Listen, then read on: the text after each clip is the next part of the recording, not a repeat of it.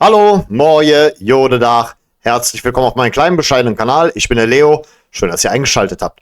So, ihr könnt euch schon denken, dass ich da etwas gemischte Gefühle habe. Fakt ist, das ist auf jeden Fall der Gegner im deutschen Fußball schlechthin. Jede Mannschaft in Deutschland möchte sich mit dem FC Bayern München messen, nur halt so früh im DFB-Pokal ihnen zugeteilt zu werden. Ja, das hat sich sicherlich keiner gewünscht. Meinerseits hätte ich mir eher mehr so einen unterklassigeren Gegner gewünscht. Nicht nur wegen einer mutmaßlichen Leichtigkeit, sondern einfach, keine Ahnung, wäre halt irgendwie romantisch gewesen, in irgendeinem kleineren Stadion unterwegs zu sein und das zu füllen. Aber gut, unter der Woche ist es dann zumindest leichter für die FC-Fans zu diesem Spiel zu kommen. Ich selber bin morgen nicht dabei. Das ließ sich logistisch und mit dem Privatleben und dem Berufsleben nicht vereinbaren. Leider Gottes.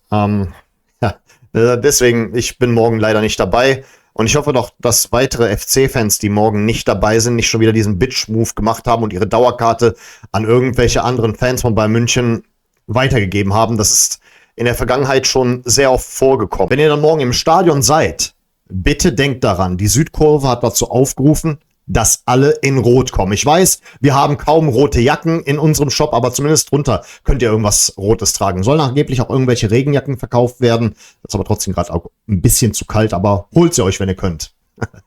Aber bitte, bitte lasst es sein mit diesen ganzen bunten Trikots, irgendwas in Blau oder in Türkis und so weiter und so fort.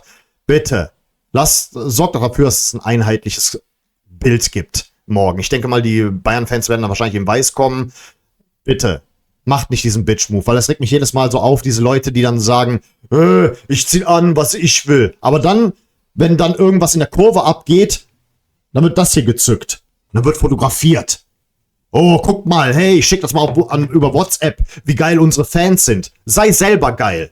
Sei selber geil und mach das mit und sorg für ein einheitliches Bild. Ja, wie sieht's denn auf unserer Seite aus? Ich kann mir jetzt noch nicht genau ausmalen, wie morgen die Konstellation in der Startelf aussehen wird, aber es werden sicherlich die ein oder anderen zum Zuge kommen, die vielleicht auf ihre Chance warten. Unser Pokaltorwart ist ja Ron-Robert Zieler und der wird morgen definitiv spielen. Auf der anderen Seite beim FC Bayern München wird ein alter Bekannter im Tor stehen. Und das ist Jonas Obik. Das lief ja nicht besonders gut bei uns. Okay, es gab ein paar Ansätze, dass es vielleicht doch besser hätte verlaufen können, aber da gab es dann diese ganzen Umstände, die euch gut bekannt sind. Schauen wir mal, wie das jetzt in Zukunft noch sein wird. Das letzte Spiel hat er auf jeden Fall keinen einzigen Treffer kassiert. Obik ist dazu in der Lage, auch mal hin und wieder den einen oder anderen Treffer durchzulassen. Das ist nicht immer sein Fehler, aber nun ja, er hält auch nicht immer die Unhaltbaren. Deswegen, das ist so mein klitzekleiner Funken Hoffnung für morgen, wenn ich überhaupt Hoffnung habe. Wir kommen gleich noch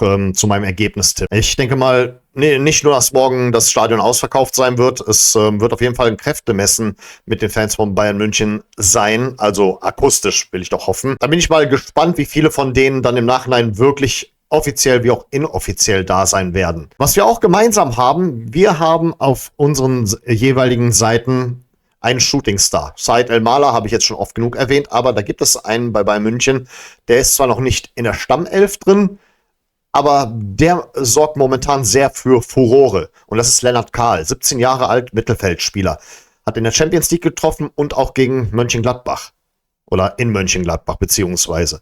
Ich bin mal gespannt, ob er morgen eingesetzt wird, weil der ist momentan so ziemlich im Fokus. Man muss ja sagen, wir haben da noch einen weiteren Berührungspunkt. Also wir und die Bayern. Auf der einen Seite verloren wir diesen Judas, der jetzt für Liverpool spielt, an die Pillen. Und gleichzeitig wollten die Bayern ihn haben. Und nun ja, die haben zu viel verlangt. Jetzt ist er dann halt bei Liverpool. Da haben wir halt auch noch so eine gemeinsame Schnittstelle, was Judas Iskariot betrifft. Ich nenne seinen Namen nicht. Ich weiß nur, seine Initialen sollen wohl FW sein. Aber gut, bei Bayern sind noch genug weitere Spieler, die treffsicher sind und das in absoluter Regelmäßigkeit. Vor allen Dingen Harry Kane ist auch schon vorgekommen, dass er uns einen reingesetzt hat und deswegen schwierig, das morgige Spiel zu tippen. Sehr schwierig für mich.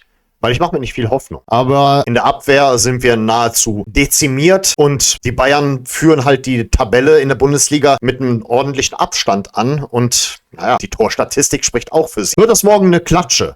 Das frage ich mich an der Stelle. Also mein Ergebnistipp wird kein exakter Ergebnistipp sein. Nicht in Zahlen, sondern es geht hier nur darum, kommen wir weiter oder scheiden wir aus. Ich persönlich kann mir gut vorstellen, dass wir mindestens einen Treffer erzielen könnten, aber im Nachhinein lautet mein Tipp, wir scheiden aus. Ich hoffe, ich bin morgen im Unrecht. Ja, und dann, falls die Bayern dann tatsächlich weiterkommen, sicherlich, ich bin, wann auch immer es geht, auf der Seite von Borussia Dortmund, wenn es um das Titelrennen geht, ob Meisterschaft oder DFB-Pokal, diese Freundschaft, über die habe ich ja im vorletzten Video gesprochen. Nichtsdestotrotz, ich sage immer, die sind das geringere Übel. Ich habe auch noch ein Hühnchen mit euch zu rupfen, liebe Bayern-Fans. Was sollte das eigentlich 2024? Ich meine, meine schlimmsten Albträume sind wahr geworden. Wir steigen ab und die Leistung eurer Mannschaft und eures damaligen Trainers sorgt dafür, dass dieser Albtraum nochmal doppelt und dreifach wahr wird, indem die Pillenmeister werden. Da bin ich noch richtig sauer auf euch. Ich sage deswegen immer, ihr könnt von mir aus die nächsten 1000 Jahre deutscher Meister werden, solange nicht Borussia Dortmund oder